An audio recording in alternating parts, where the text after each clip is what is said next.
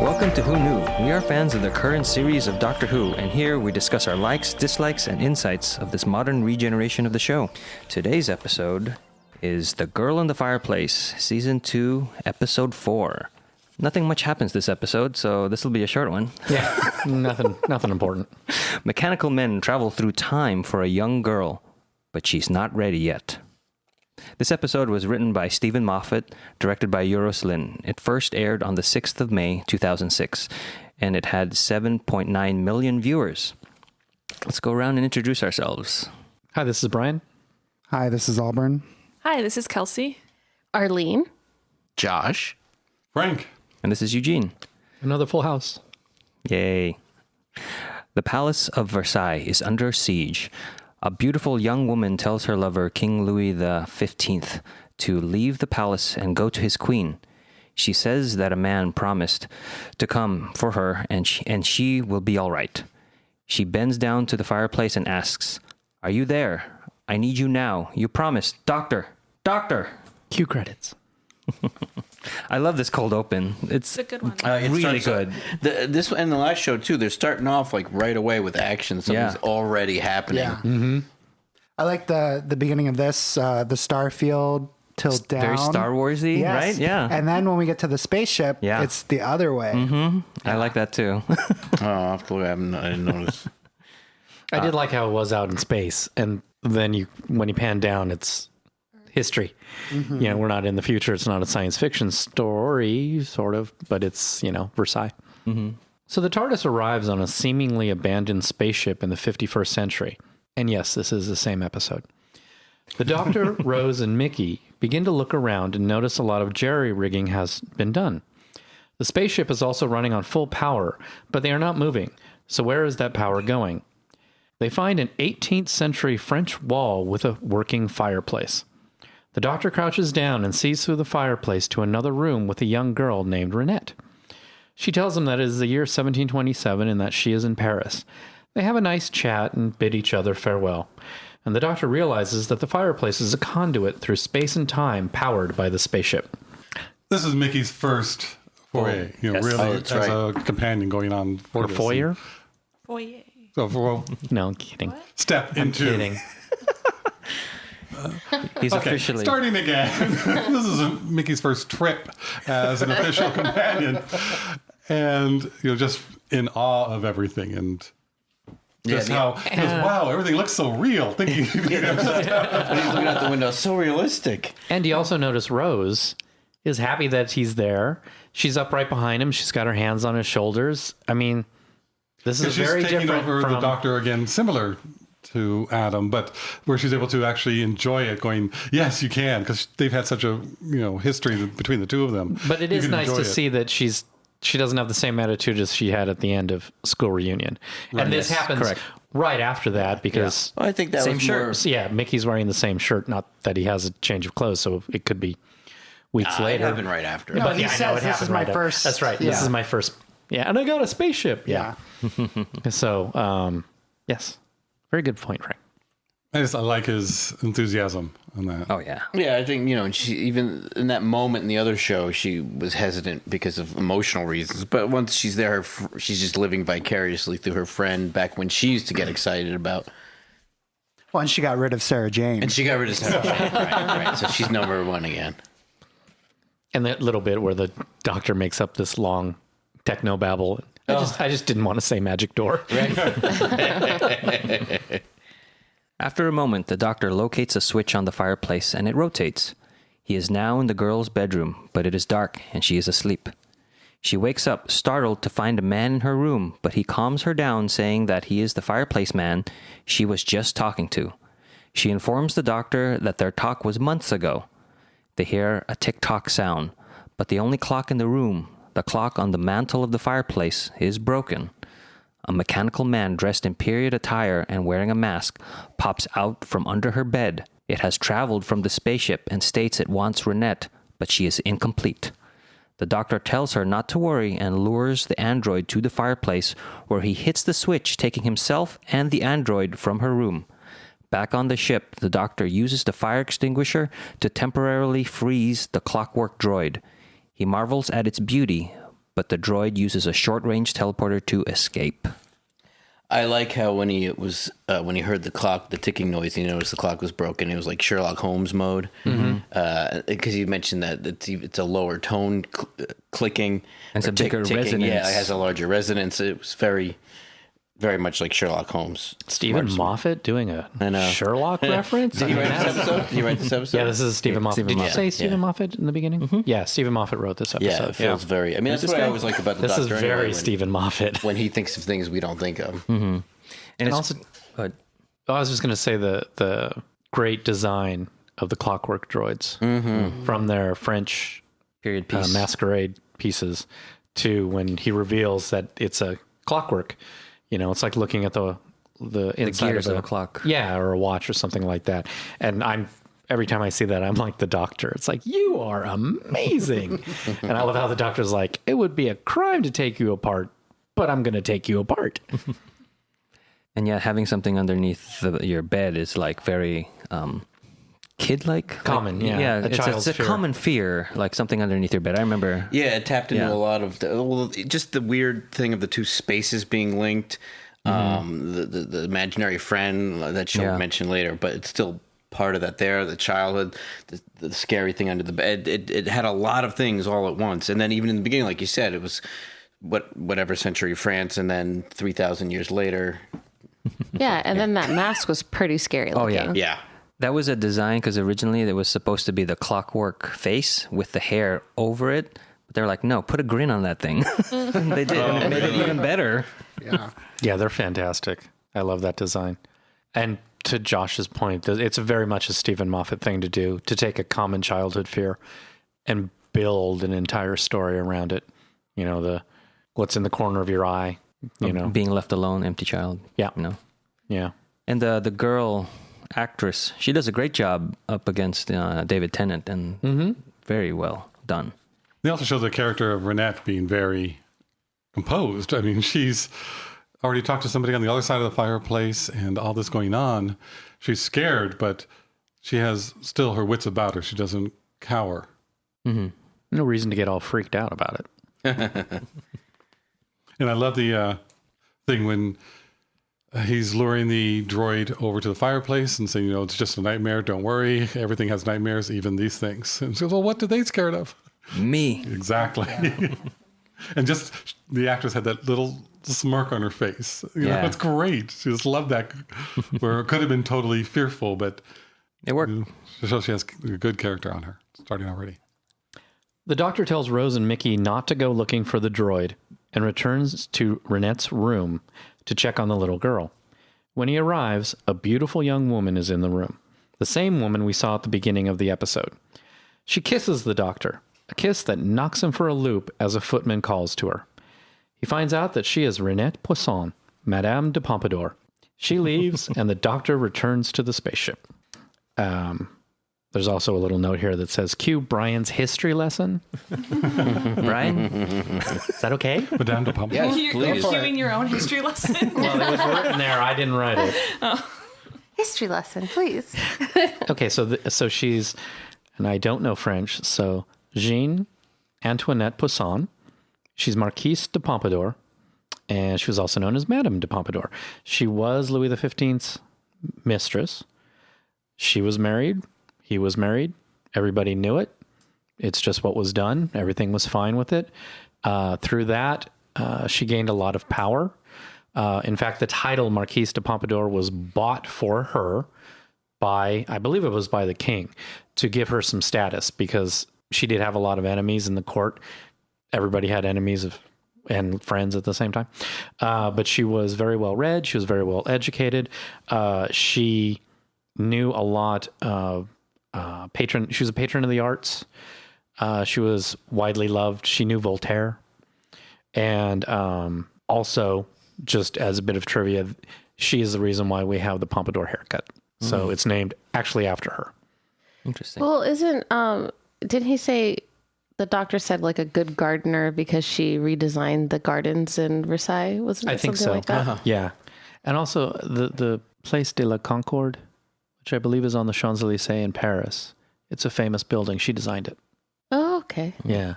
So she was, a lot of the look of what we think of as, the French. Quintessential French. Yes, came from her, and what we think of as, the high society came from her. She was very influential. She was one of the 3 most powerful women at the time, along with Catherine the Great of Russia and Marie Theresa of Austria.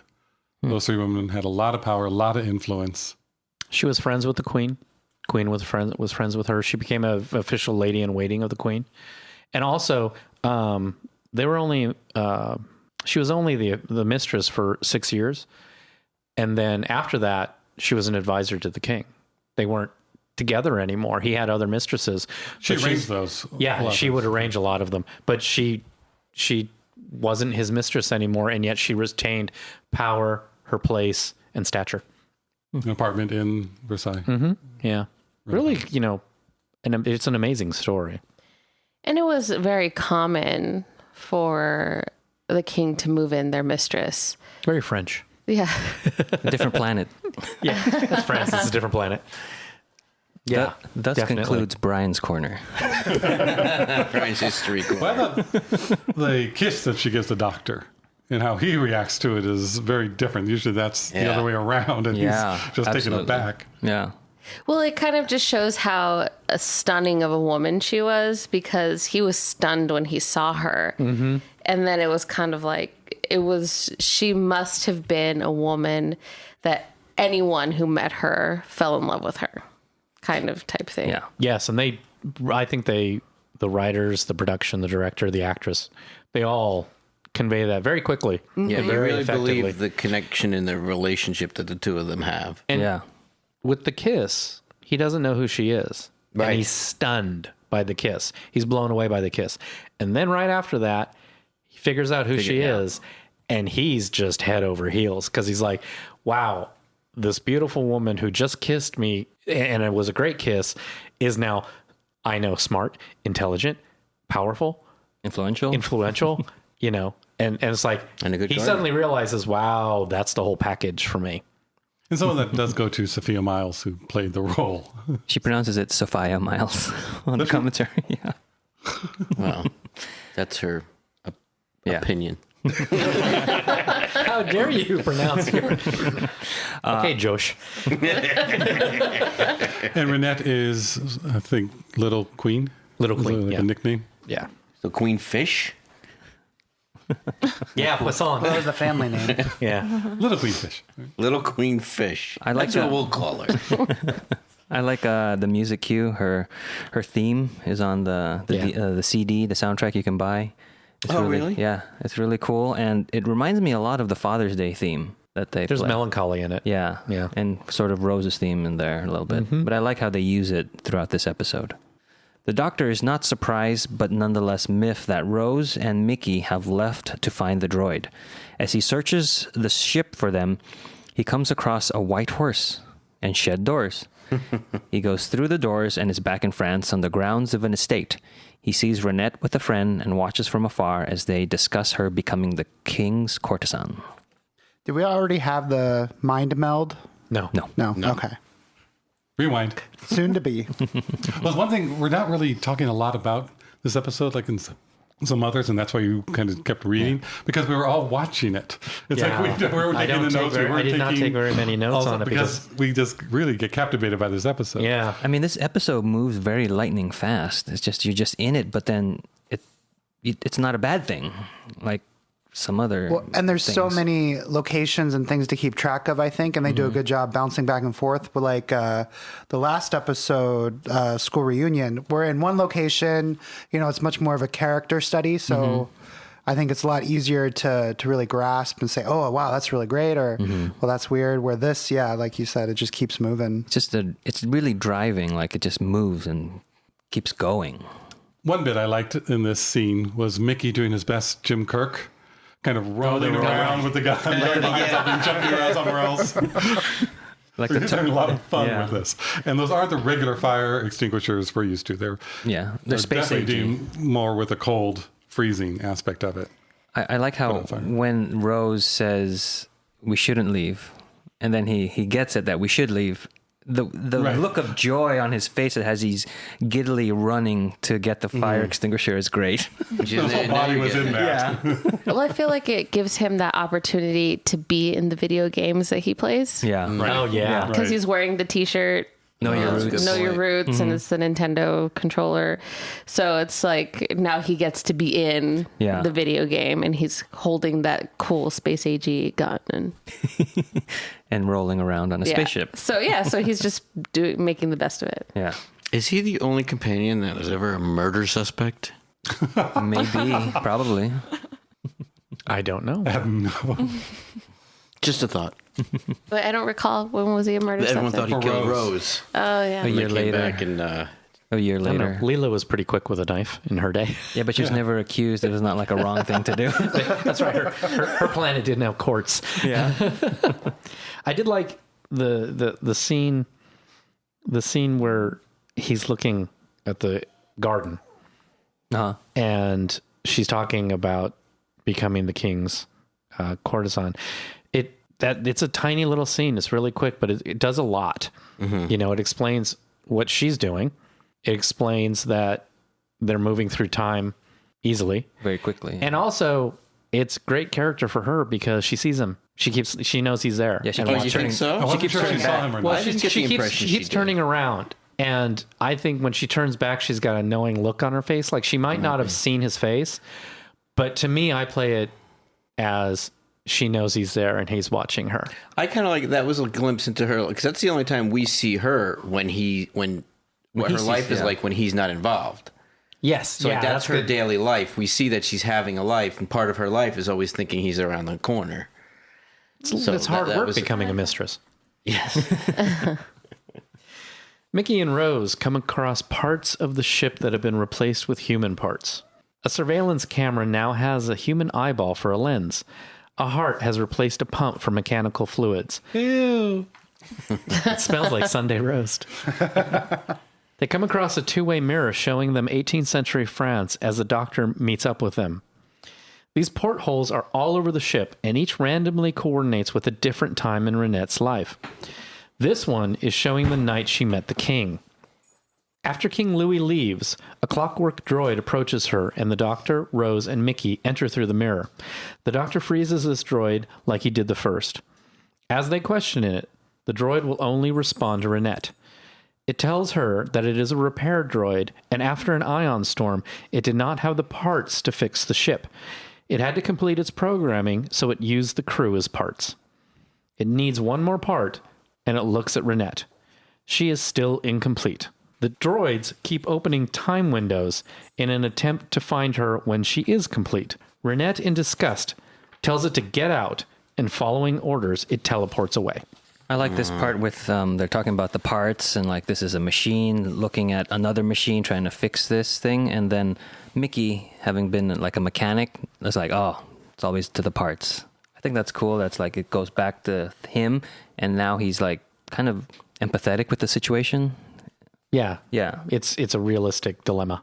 There's a few little things here that are nice. Rose says, "Oh wow, she's Camilla." Yeah. So that's very funny and clever. Camilla is Charles's. Mistress. Oh, Camilla. oh, I get it. Yeah, so his longtime Right. companion. Courtesan? So that's a nice little bit. And then, you're not going to keep the horse. I let you keep Mickey. Yeah. So that's very funny. And he names the horse Arthur. Arthur. It's a good name for a horse.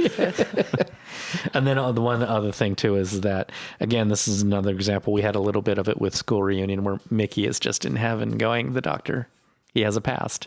He has Madame de Pompadour. He's got Cleopatra. Well, he said her name was Cleo. Yeah. So it's like, he's not the perfect thing that Rose describes him as. Mm-hmm. And I love that he's just like, I don't think he looks any less at the doctor.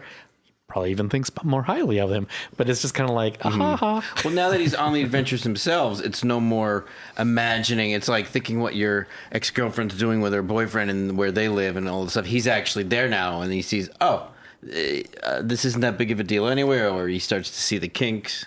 I think he's just having fun now. Like when the eyeball's looking at him, he's like, "Are you looking at me?" Yeah. And then he's holding the big extinguisher. So I'm like, okay, that's kind of funny. And then it zooms in and he does a little yelp. Yeah, so he is having a lot of fun, which is great to see. Are the magic doors, portals, locked on her time? I think so. The fireplace is the one that seems not to be at a stable location or in time. I think they're basically, well, it wouldn't come. It's a plot point if you want to keep reading. I think they're searching for a specific time. Yeah. Should we save that? We'll save that. I do think that the portals are locked to a specific period in her life, not mainly, not like a day. It might be, this is when she's 23. Because that changes with the fireplace. Yeah, the fireplace is the one that's odd of the. But portal. also, he says even in the beginning, he says there's a loose connection with the fireplace. Yeah, I would think that they're all at a fixed point geographically in her life, but they're probably all just cycling through the days. So if he went in and out of where a mirror was, time would have passed. If he went in and out where another window was, time would have passed. Like if he left and then came back 2 minutes his time to that when he was hiding behind the planter, it wouldn't have been that same day. I agree. Okay. Yeah, but I don't think that it would. I don't think it would have gone years. Well, whatever it would have been. Yeah, I'm thinking there's a certain part where that window to the is jumping garden more. Well, that window to the garden, I don't think ever showed her at 37. Yeah. No. Oh. Well, We don't know. No, that's something that I wanted a little more That's what I thought he clarification. was saying. I think And you're looking at me like I think every portal is searching for that time. So they're all in flux? I took it as that. Yeah. Like Well, the fireplace is near the main control area of the ship. The other ones are all over different places. Maybe once they actually lock in, they can lock it down to that time period, go investigate and see if that's the right one. No, that could be. And maybe they didn't get a chance. He was there with the fireplace to see if this is the correct time, but the doctor interrupted, so it's still fluctuating, trying to find the time. See, I just thought of that. I mean, I still think it's because he says there's something wrong with the fireplace, even in the beginning of the episode. There's a loose connection. Loose connection. You need to get a man in. Yeah, need to get a man. There's a loose connection on this. Then that's probably what it is. Because I think that fireplace was for her as a little girl. I see the fireplace as one of the first time windows. Oh, okay. And so they just keep punching these time windows and looking for, and they stay wherever they are. That's how I look at it. Gotcha. Yeah. But that's just me. I mean, that's just how. But I like that it's not set right. Yeah, There's something wrong with it. Yes, the fireplace always had something unique about it. Mm-hmm. The doctor sends Rose and Mickey back to the ship to find and observe the droid, while he stays to find out why the droid only wants Renette. He places his hands on her temples and Vulcan mind melds with her. As he walks through her memories, his mind opens to hers as well. She experiences how lonely he is and he breaks the connection. She insists. Well, let's just say that the doctor does indeed dance. Did you guys get that one? Okay. Oh, sorry. I was supposed to laugh sooner. I thought everybody was going to. Did you get that one from the Doctor Dances? Yeah. Okay. Yes. Checking. Yeah. So, has that ever been done before? Is that a thing that happened in the Vulcan classic mind Who? meld? Yeah. I think every once in a while the doctor would do something weird. He just has But I these don't random remember that. superpowers that Fits fit the story. plot. Yeah. But then she sees that the doctor's worried he'll never be as great as Darth Vader. It's because, he learned occlumency and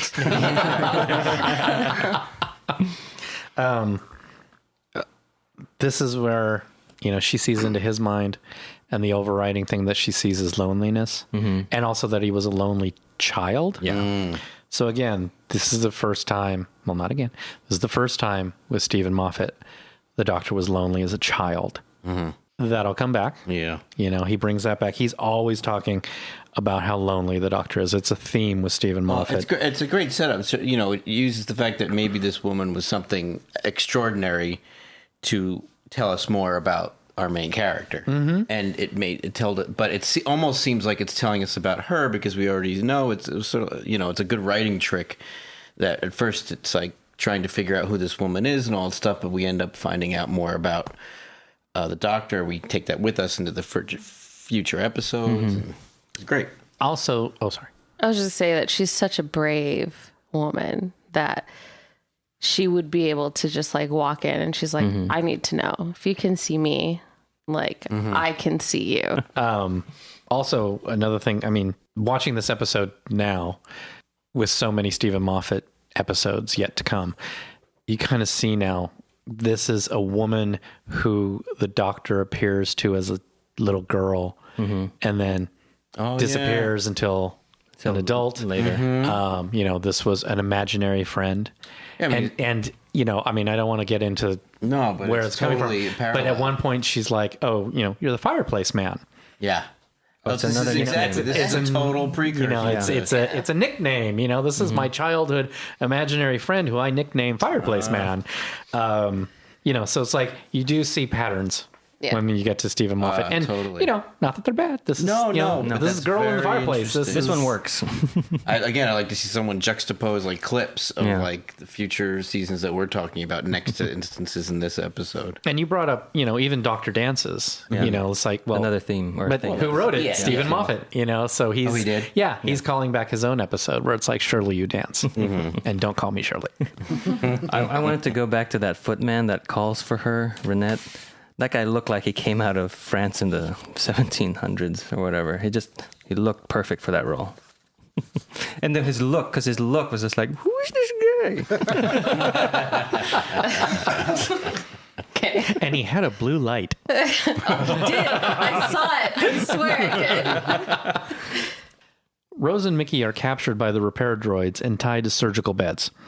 But before they are dissected and become parts for the ship, a drunken doctor waltzes in with a wine glass in hand.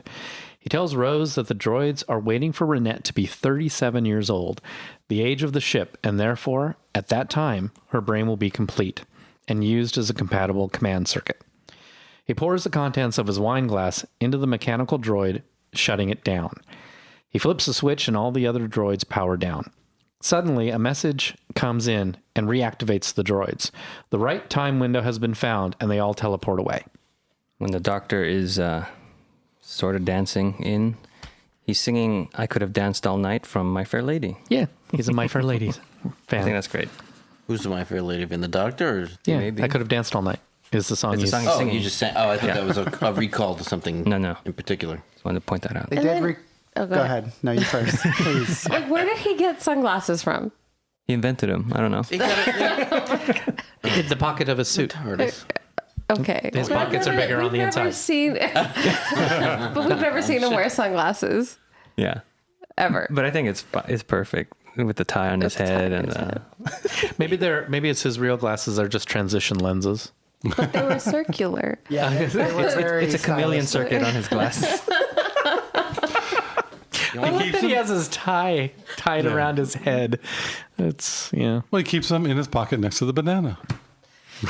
Yeah, that's the other I thing. believed he had a banana in his pocket, but I did not believe he had sunglasses. That's my favorite line. Always bring a banana to a party. And that's another Moffat theme. From the reoccurs later on. It's from Eccleston, even Eccleston, right? yes. Yeah, it's from Eccleston. Empty where Child Doctor dances. The Doctor dances, yeah. He blows up the gun factory and replaces it with a grove of banana trees. And he has a banana, which he switches out the squareness gun. So again, Moffat is... He has his go-tos that he being likes. very meta on his own work. So do you guys think that the Doctor actually was partying with the French, or when he came on board, he saw everything was happening and then just put together the disguise of that he was just partying? Oh, no, both. Both. I see both. Oh, he partied. Okay. He partied. And he danced. And he danced. All night. Yeah. With Madame Pompadour. And then he came back. I got the and feeling he could have danced for more. Oh, yeah. but that scene is very like Columbo-like, where he's bumbling around sort of, and then he just goes. But Rose was not amused. the anti-oil was kind of funny. She makes a reference to the oncoming storm. Yes, she does. And that's a callback to season 1's Parting of the Ways, where the Daleks call the Doctor the oncoming storm. Yeah. Well, because she But I even love how she says, "Do you says know it. what the Daleks call him?" Yeah. I love how she says it. It's like, really? That's how you're coming in when I'm trying to build you all up in this huge thing? Yeah, the oncoming storm. Could you have done it a little bit better? It's like, look what the cat dragged in. Right. The oncoming storm. Be a little more Spock-like. Just a little Spock. She did not want him to be silly this episode. I agree. And he was a lot with the horse. And Right. So Rose finds a time window to Renette when she is 32 years old. She warns her that the droids will come for her sometime after her 37th birthday. Rose tells her that the doctor promises to be there when it happens.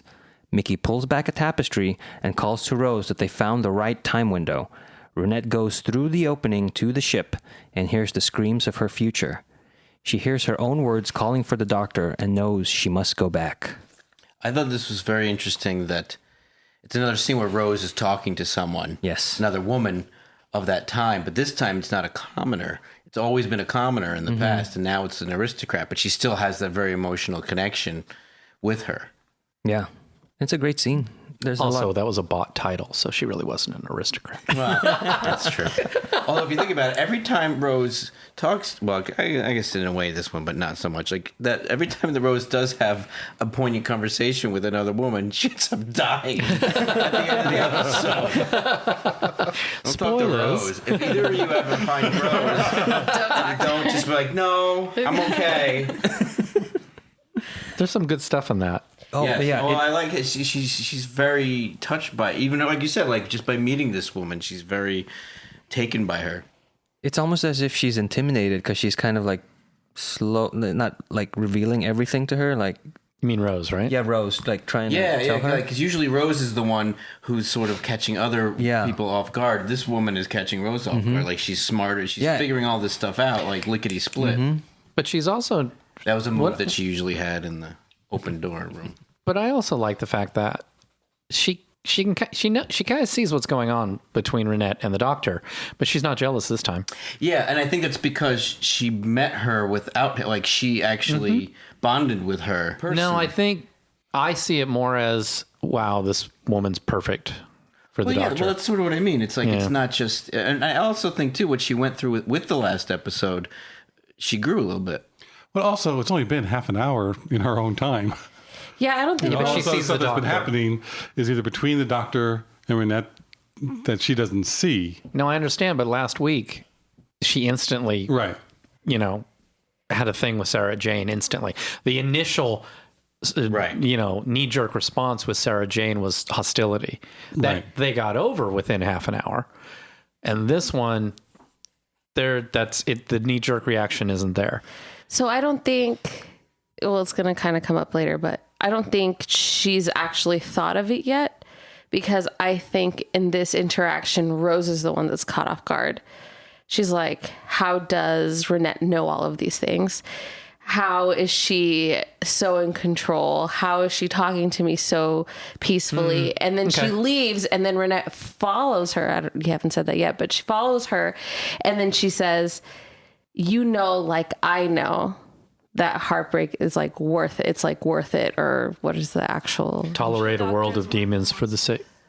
There's One may tolerate a world of demons for the sake of an angel. Yeah. And Some great lines in this episode. the doctor is worth the monsters. Yeah, the doctor's with. So it's like, you just like, like I know. So that's when Rose gets it, after Renette tells her this is what's happening. And then later on, Rose cries, not because she's left alone, but we'll go on. Yeah. Anything? I mean, the scene just gives us exposition, but in a great way. a great way, not like this is an exposition scene. Yeah. Well, at the same time, we're seeing character development. Yeah. And she just steps through the tapestry to get onto the spaceship. Oh, It's like, no, we're just... that's What? that reminded me of the Star Trek episode with Mark Twain, where he goes on to the Enterprise and he's just like, Oh yeah. so Technically, what does mean? Well, that's how Mark Twain used to talk. And don't forget, both of his hands were up in the air, shaking side to side as he was going. C-3PO was based on Mark Twain. Yeah, let's not talk about that episode. Anyway. I like that time travel in Star Trek, whatever. Okay. We have caught up with the first scene of the show where Versailles is under siege by the repair droids and Renette is at the fireplace calling for the doctor. The droids take Renette to the ballroom. They have locked the doorway so the doctor cannot get through, but he watches as they are about to take her head. The doctor mounts the white horse and crashes through the mirror, destroying the time window along with all connection to the ship, thereby trapping himself and the droids in 18th century France. Knowing they can no longer fulfill their purpose, the droids just shut down. Rose and Mickey are also trapped on the spaceship without the ability to fly the TARDIS. Okay, so this is where I was going to say. So before the doctor jumps through the window or the mirror, whatever it is, he says, we can't break it because we'll sever the connection. Mm-hmm. So he lets her know that. And then he does it anyway. And then Rose cries. Rose cries because not because he left her alone, but because he chose her. Or Madame de Pompadour over Rose. Over Rose. And she's like, because it was either one of them was going to die. Because without the doctor, Rose is going to die on the spaceship on her own. And I think that's what she's thinking about. Like, he closed off that connection between us. Okay, I've never thought that before, and I need time to think about that. That's good. Yeah. But I disagree with you. While we're thinking, what I immediately thought after first watching this episode was like the doctor will take the key, put it in an envelope and bury it right. So that later in the future, Rose can get it and go into the TARDIS and get him back. I was thinking like Back to the Future and all this other stuff, but it didn't work out that way, which is fine. You would need to tell Rose. Yeah. I'm just saying that's what I immediately thought. But the whole idea that he can't use a TARDIS, my reaction is, yeah, right. That's just a story plot because they don't know what else to do. They would use the TARDIS in any other storyline. What does he say? We're part of events now? Right. Yeah. Oh, that. Taking the TARDIS to... Yes, that was totally, I need a script out real quick. I mean, he has said it before to Rose, the Ninth Doctor. It's like, we are here, we could just leave, but things will just go on as the way that they're going.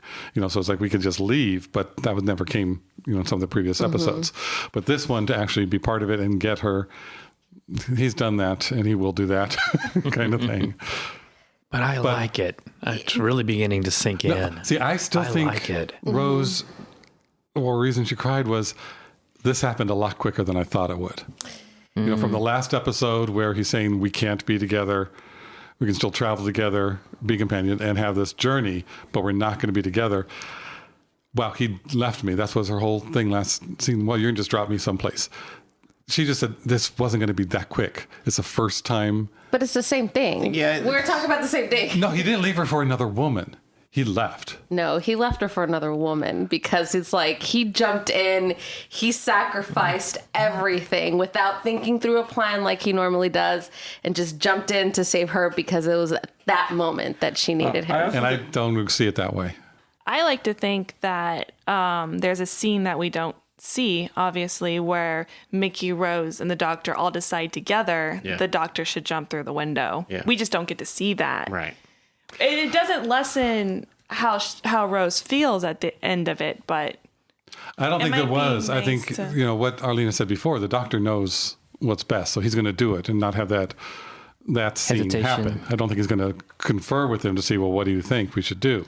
I also he's going to jump through. I'm not saying that happened. I just said it's nice to think that maybe that happened and I can think that because we didn't see that. I mean, he knows it's going to break the time lock. So to me, he was going through it because the droids are there messing up history and going to kill her when she's not supposed to be killed. It's not going just for Renette. No, but what he's going because to try and fix what's going on, and that's what the doctor does. That's not how Rose saw it. It doesn't matter. He still did choose that situation with another woman over her. That's I don't think Frank is saying that he chose to fix history. But that's not how Rose saw it. We're not talking about what he actually did. Okay. We're talking. No. I get his point. Am I right? No, I get his point. You're talking about what Rose went through, not what he went through in this. And that's why after that, she's sitting there. He's like, well, how long did you wait? She's like, 5.5 hours. How long have you been? He's like, okay, always wait for 5.5 hours. So like, it's just kind of like she'll be waiting for him. It doesn't matter. Mm-hmm. But that's what she went through, like turmoil and emotion Right. through that moment. So I'd like to say that I think both of you are right, but because you're talking about what she was feeling and you're talking about what he was feeling or thinking. Oh my gosh, this is a he said, she Yes, said. it's totally. This is what it's like to be in a relationship with a woman. No. I mean, we think differently. Men think this way. I'm not going to let you And just women say think that and that we way. move on, but You have to learn how to understand what the other person is thinking, you should just despite your own perspective. No, you have to. Am I wrong? You have to consider the other person's thoughts and feelings besides what you're going through. Yeah. A point to that. Rose acted very differently. Obviously, you haven't learned that lesson yet. why do you keep talking? Why do you keep talking? My original point was we are now 5. my original point just was that I think both of you are right on that end, but I think danger always trumps everything else. So she was in danger, whereas Rose and Mickey, they weren't in immediate danger. Mm-hmm. So story-wise, danger always wins. I will think about what you're saying about what Rose is going through, because she did act very differently than the last time she was separated from the Ninth Doctor, where she was doing everything possible to get the TARDIS back to the Doctor. Mm-hmm. And Jackie and Mickey helped her by pulling open, thing. And so she didn't do that. She didn't move towards the TARDIS. She didn't move. She waited, and she so just cried. There might be, and looked out the I'll have window. to think about Yeah. that, because that's not something I had thought of before. What you had said about It really what she's gives it going an through. emotional punch. Mm-hmm. Even more of an You made this episode better. I didn't think that was possible. Wow. I want to watch it again.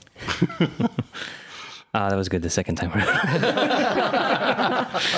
Brunette wants the Doctor to stay, but knows that it is not right that he is trapped in this time. She takes him to her bedroom, to where she has had her old fireplace moved, exactly as it was when they first met. The Doctor finds a loose connection that happened when it was moved. He fixes the connection and flips the switch, returning him to the spaceship. Through the fireplace, he tells Brunette to get ready, for she is coming with them. This is the time, the Doctor's an idiot. Yes. Yeah. I even wrote, what did I write?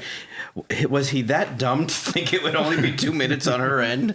After going through the fireplace, seeing that it travels differently in time at that connection. Then again, I think this is how I feel like the Doctor has been acting very emotionally in these last couple minutes, because he jumps in and then he's talking to her and they're talking about he's going to take the slow road with her. Mm-hmm. And then she's like, well, no, you're not. She's the one that's being rational, and she's the one that's talking him and making him like, hey, look, this is what I did. She's great. And then he just runs through. He's like, I'll be back. And then he's just not thinking. He is acting like this emotional puppy that's totally in love with Madame de Pompadour. But I also think there's a part of him he's making sure that Mickey and Rose are safe. Yeah. Because, he is checking in with them. Yeah, but he could have brought her with him. Yes. Yeah, I agree. But he's not thinking. No, he's not thinking that. No, rationally at the moment. I'm agreeing with you. He's not being rational. But that's also, I'm thinking, the other portals, the other magic doors, are more linked in time, more stable. Mm-hmm, where the fireplace is the one that fluctuates and runs through it at a different time rate. So, were they just opening time holes throughout the ship over the years? Like, well, you know what I mean? Like, well, this time hole didn't work. We need to build another one. It wasn't like there were already time holes. No, they were punching them through, and for me, right. I'm not an expert on time holes. But I think they just would show up on different locations on the ship. They didn't plan for it to be in a certain location. And then this one, they send someone through to go check, and that's when they stabilize it. And I think something with the fireplace went wrong. Mm-hmm. Now, one thing that was bugging me for the longest time, that was the biggest plot point, biggest hole, is that the fireplace was offline. So when Renee heard herself calling for the Doctor, that couldn't have happened because the fireplace was offline. Mm-hmm. It was not part of it. You don't know when it went offline. You don't know when it went offline. It went offline because they had said so. The Doctor said when she moved it, then that the loose connection and it wasn't hooked up properly. So when she moved it from her old home to this, so it couldn't have happened. But listen, finally, I heard this. Mickey says that the doctor fixed an audio link. So that was only a one-way audio link that he was able to hear, but it wasn't a portal in time.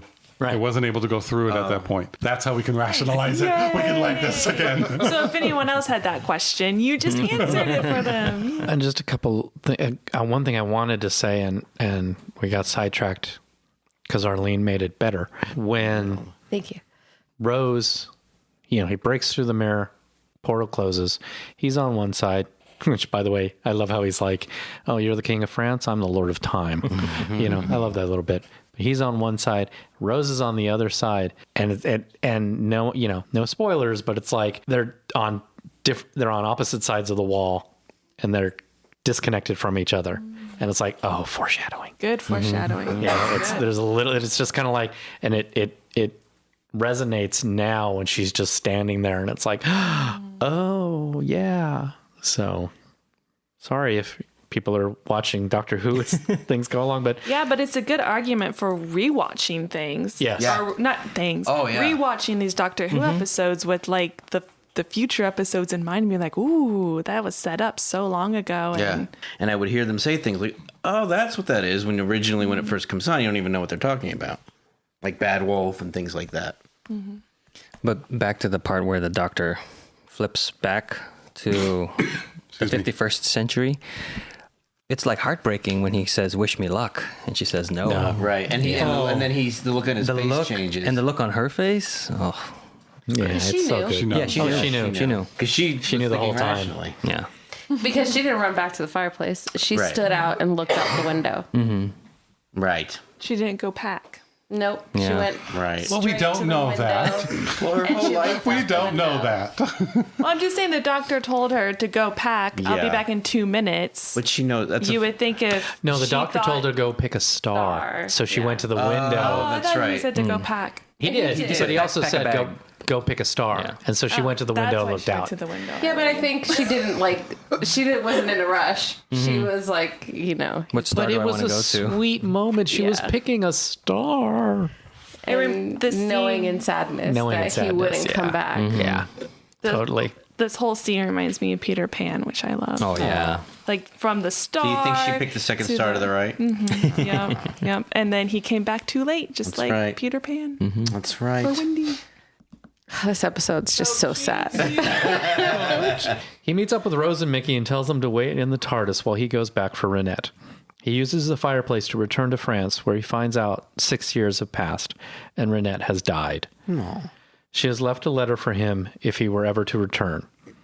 He takes the letter and returns to the TARDIS. She writes that she hopes to see him again before she passes. As the TARDIS leaves the spaceship, we see a portrait of Renette, and we also see the name of the ship, the SS Madame du Pompadour. Oh. Now, does anyone have a theory on that? That was why that was the name of the ship?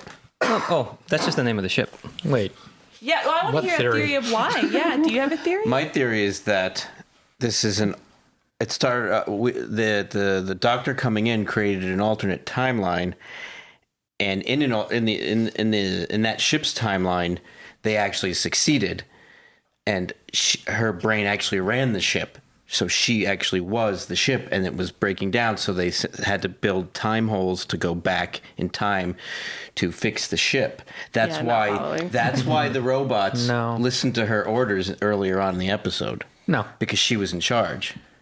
no. But in this universe, Well, okay. Well, That's one way to look at it, why were the robots earlier on obeying her commands? Because she the was Madame ship- de Pompadour. Because of the So name what? of the ship. The name of is the ship is Madame de Pompadour.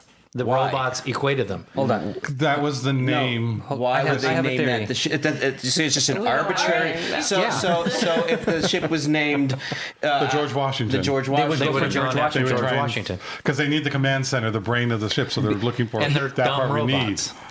Okay, they're dumb robots because of the ion storm screwed their programming up. So then they see Madame de Pompadour all over the ship. So they want to find that person. They don't know any better. Is That's that how why I they- rationalize it. That's why they took apart the crew Yeah. as well. Right. Yeah. And there is a TARDIS-ode on this, so you actually do see the crew. If you're ever curious, There is a what? there's a small promo episode where you see the crew before they get used up as parts. Assimilated. Yes, I want to watch that. it's very quick. It's not. I don't want to build it up too much. All right. Well, I'll have to sit on that. It's a fun theory, but I do think it's just because the name of the ship. That's why they focused on her. It's just a class of ship that's their pattern of naming things. Like the Queen Mary. Yeah, exactly. And because of that, the robots got screwy from the ion storm. Yes. That's how I rationalize it. And they're All like, right. well, since the rest of the ship is human, the command needs to be human. And then we need to get that brain that belongs to the ship, which is Madame All de right. Pompadour. I like both theories. I like how mine creates a paradox. Do we know what the ship's original mission was? I think it was on a 5-year mission. Seek out. I think they were to seek out other fish life. Yes. I'm not sure because the Just design that of these robots were able to create time travel. yeah. Seems interesting. I think that's also part of the ion storm. It created this thing, and then they were like, "Oh, we can do this, but we need to like put more power into the engine to punch these holes through time." I think it was just the robots or the ship's way of trying to figure out how to fix itself. Yeah. Also, one thing I just looked up, just because I wanted to confirm, I couldn't remember it. Later on, we will actually see reference to the SS Marie Antoinette, Nice. Oh, yeah. which also has clockwork droids. So, But not as effective. not as effective, no. But it's just the pattern of naming ships of that class.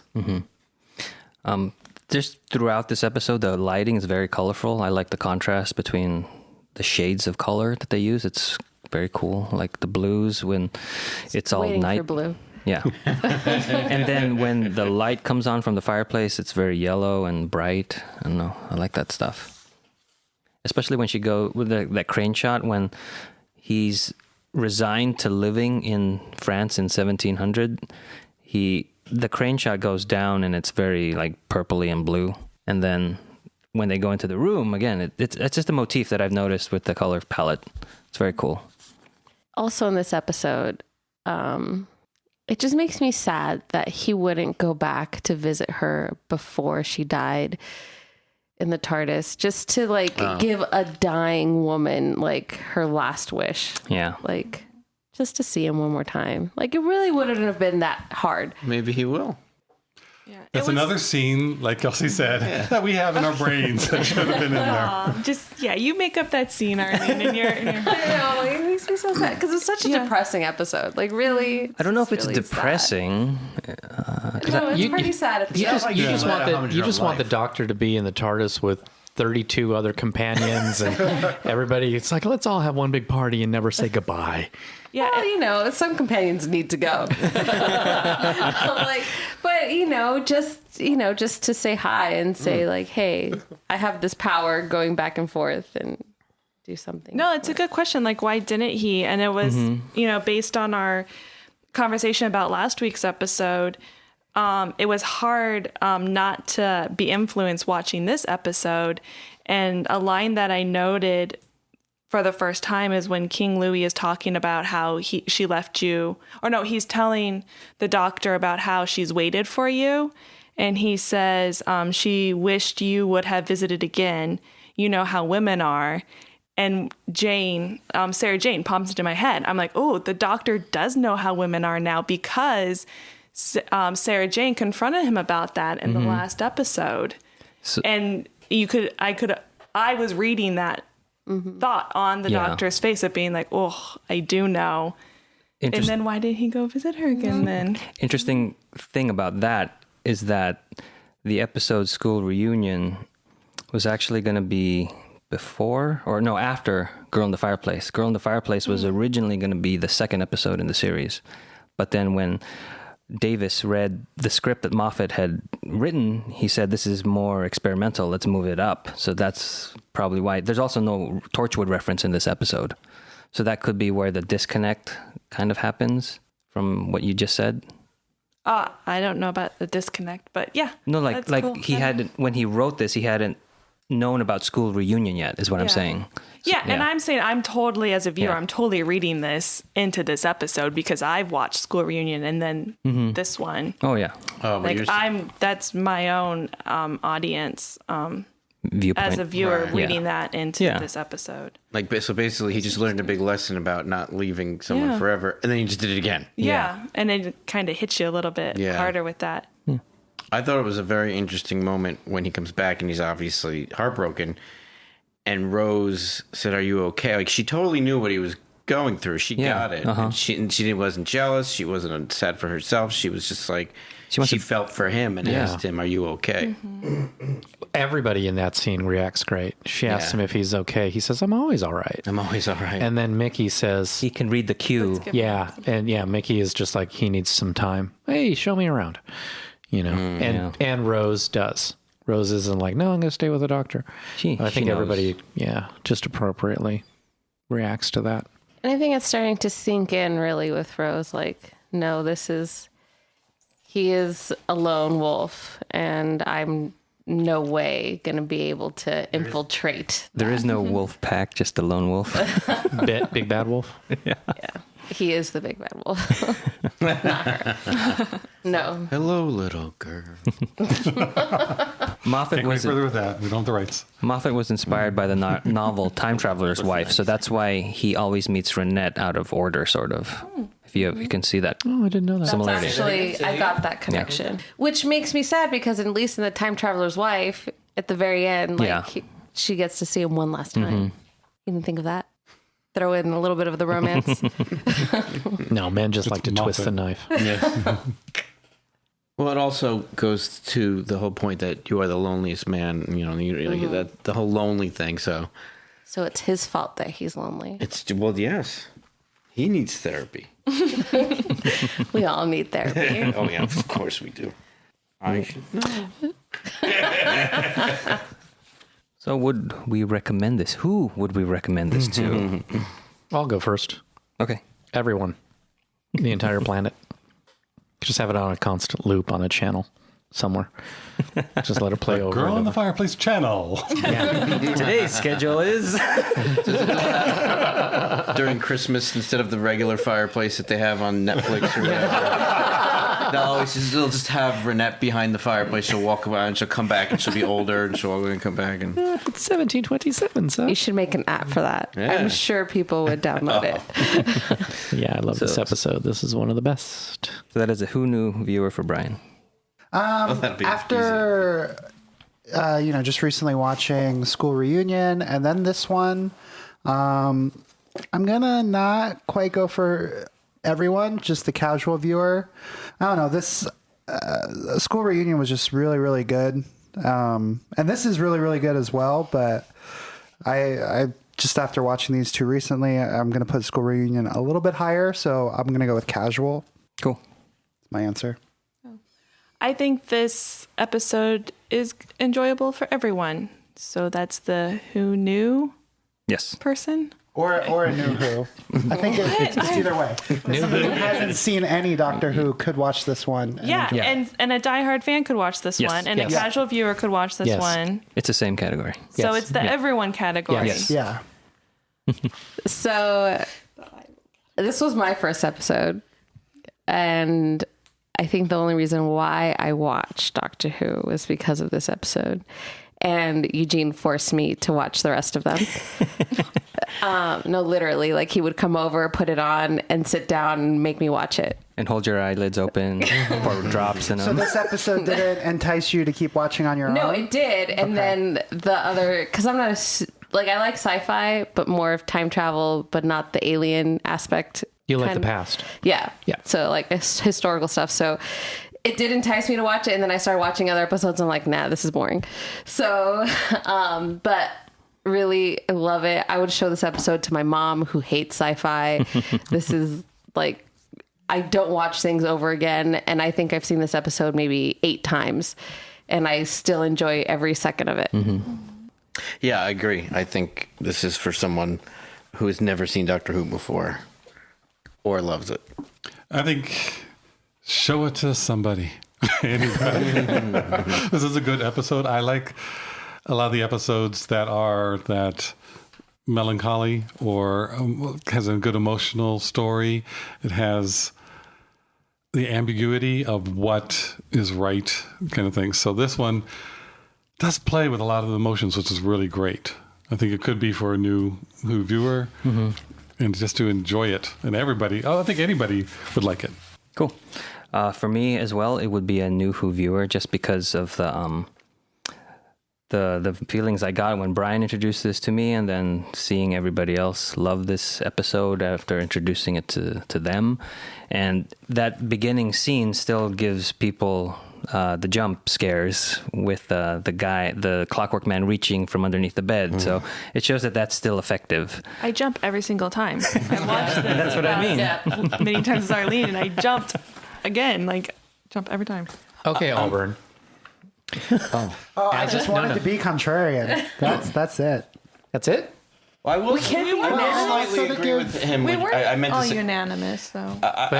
Everyone else was. I'll He said slightly something agree with different. Auburn that I think the other one is slightly better to a brand new person. Yeah, but still, this one too. I'm just saying, do you think that this episode is a good example of what Doctor Who can show? Time travel, clever writing, interesting characters, an emotional arc, Gender politics. production value, good music, Well, Future and past. perhaps a clever plot that you actually have to figure out, and that, come on, that final reveal, the final shot of the ship SS. with the SS Madame de Pompadour, which just makes the whole episode make sense. Well, I do think School Reunion is definitely for the more alien spacey types. Absolutely. And maybe, certainly somebody who is more into period pieces, I might show them this first. But just my initial reaction after watching both of them very recently, it's hard for me to give Girl in the Fireplace the same ranking as School Reunion. All right. I think that's a really good observation, though. I think there are perfect, pardon the pun, companion pieces where for the more people who are more sci-fi, they watch School Reunion. For people who are more romance novel, it's this one, The Girl in the Fireplace. But they both do the same thing, even character-wise. So, I think they're excellent examples of those two things. Yeah. So they're both. Yeah.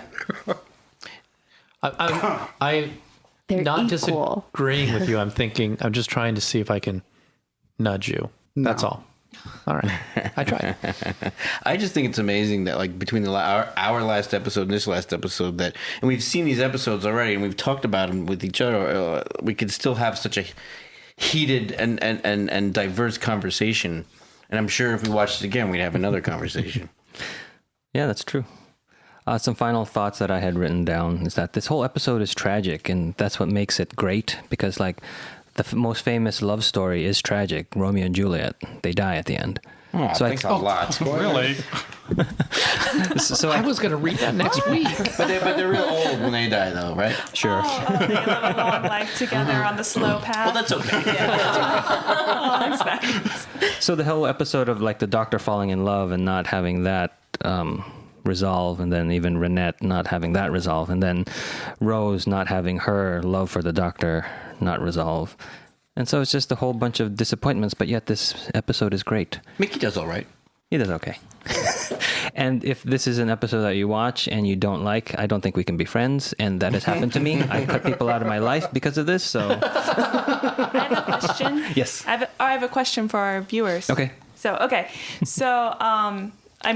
Eugene can still wrap us up, but I'm interested to hear from you guys if you, going back to the moment of Rose crying after the Doctor severs the time connection, the window or whatever, do you agree with Frank that she is crying because she didn't think the Doctor would leave her so soon? This is Rose thinking the Doctor wouldn't leave her so soon. Or do you agree with Arlene that she's crying because the Doctor chose Renette over Rose? Good. So let us know. Email us at whoknewpodcast@gmail.com. And And Frank would like to arm wrestle or lean over that question. So send us your thoughts so they don't have to arm wrestle. So let us know who you think would win in an arm wrestle. I mean, sorry. So that wraps up The Girl in the Fireplace. Join us next time when the future becomes the present. Thank you for listening to this episode of Who Knew? Our wonderful theme music is by Michael Grady. You can find his work at theuniverseexplodes.com. You can find this show in several places. Follow us on Twitter at Who Knew Podcast. Subscribe, review, and listen to us on iTunes and Stitcher. Or our YouTube channel, youtube.com/whoknewpodcast. All of our episodes are on whoknewpodcast.com. You can leave comments there or email us at whoknewpodcast@gmail.com.